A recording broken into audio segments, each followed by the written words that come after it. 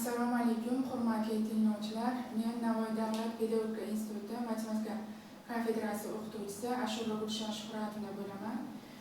Fanimiz algebra va sonlar nazariyasi, mavzuyimiz Eyler va Fermat teoremalar.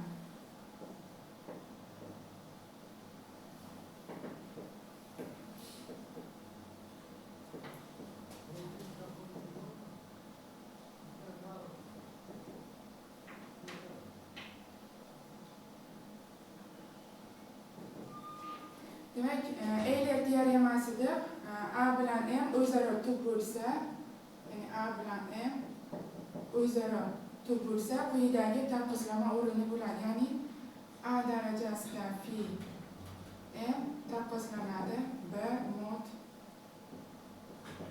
M. Demak, Eyler teoremasi shundan iborat. Demak, bu teoremani qo'llash jarayonini misollar ichish jarayonida ko'rib o'tamiz. Birinchi misolimiz 293 darajasi 275 ni 48 ga bo'lgandagi qoldiqni toping. Demak, buni amalga oshirish uchun birinchi navbatda A 293 ga teng, M imiz esa 48 ga teng. Demak, haqiqatan ham 293 ya'ni A bilan M o'zaro tub. 8 kubi 1 ga teng. Demak, 2 kubi 1 ga teng, demak bemalol Eyler teoremasini foydalanishimiz mumkin. Demak, bu yerda bizda phi M kerak, ya'ni phi 48 ni hisoblashimiz kerak. Demak, buni hisoblasak 48 ko'paytirgan Eyler funksiyasini hisoblash formulasiga qo'ysak,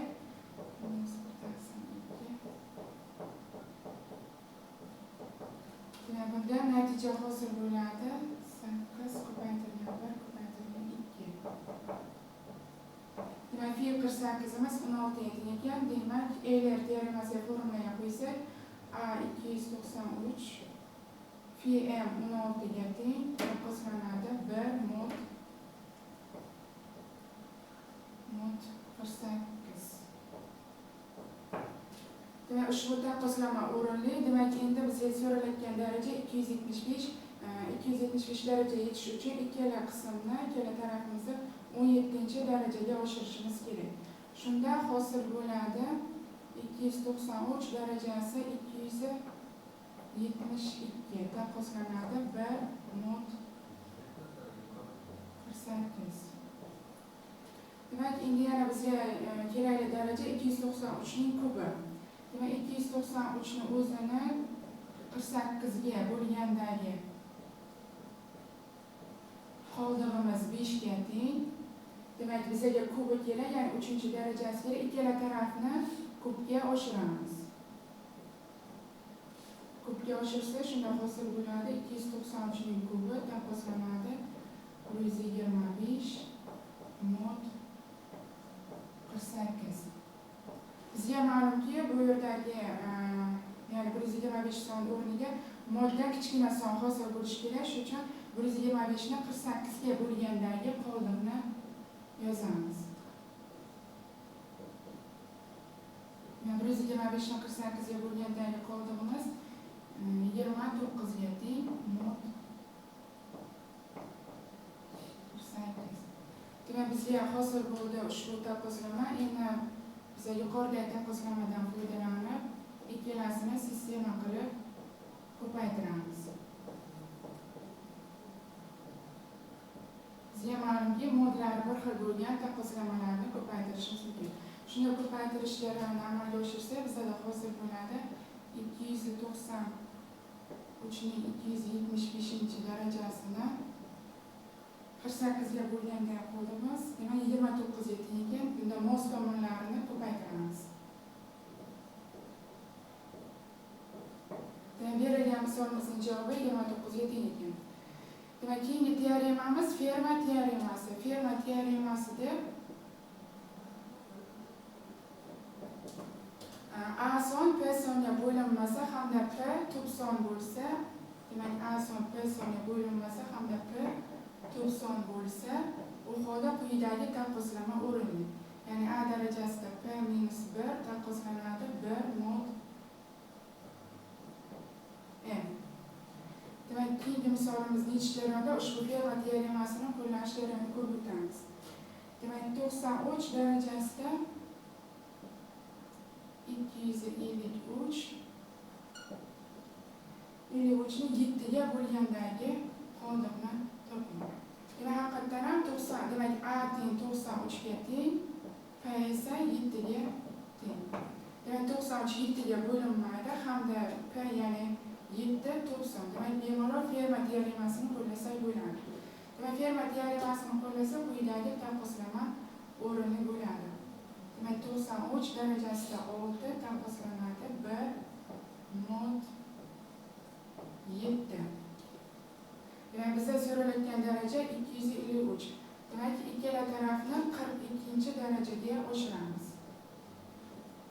42 darajaga oshirsa hosil bo'ladi 93 darajasida 252 taqqoslanadi 1 mod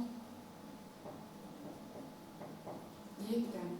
Demak, bizda kerakli daraja 253 daraja uchun yana birinchi daraja 93 ning birinchi darajasini topishimiz kifoya. Demak, 93 ni 7 ga bo'lgandagi qoldig'imiz 2 ga teng. Demak, modlari bir xil bo'lgan taqqoslamalarni bemalol ko'paytiramiz. Shunda bizda hosil bo'ladi 93 darajasida 253 taqqoslanadi 2 mod 7. Demak, berilgan misolimizning javobi 2 ga teng ekan. Yana bitta misol ko'radigan bo'lsak, 42 darajasi 50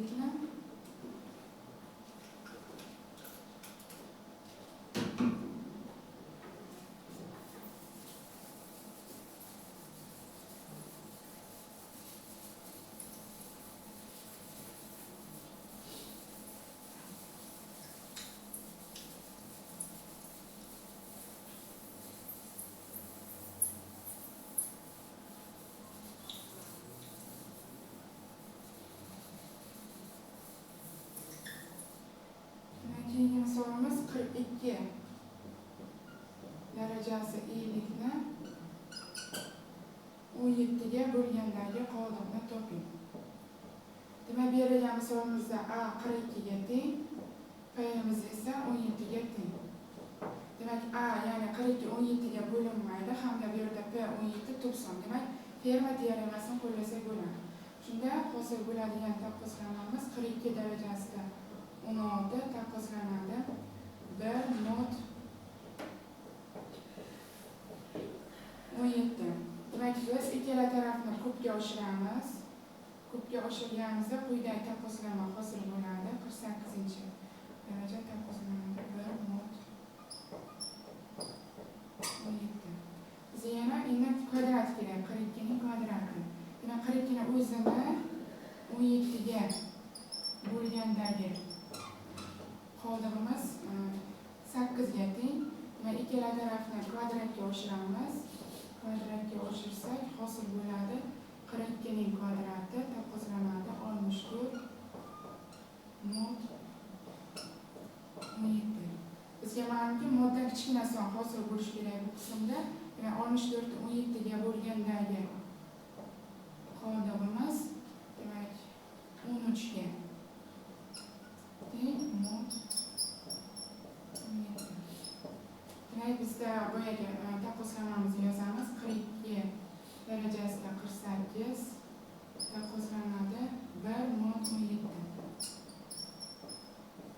Demak, hosil bo'lgan ikkala taqqoslamani ko'paytirsak, bizda natija kelib chiqadi. Ya'ni 42 ning 50 darajasi taqqoslanadi 13 mod